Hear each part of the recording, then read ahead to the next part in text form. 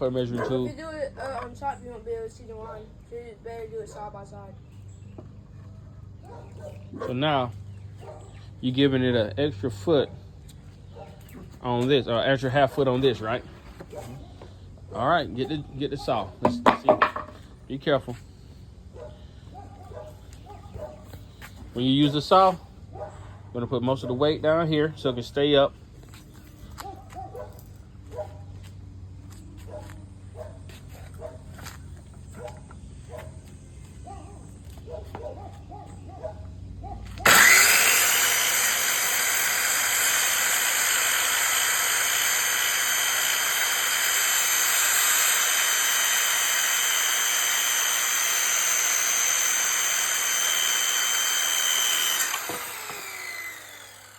And that's how you do it. Good job, son.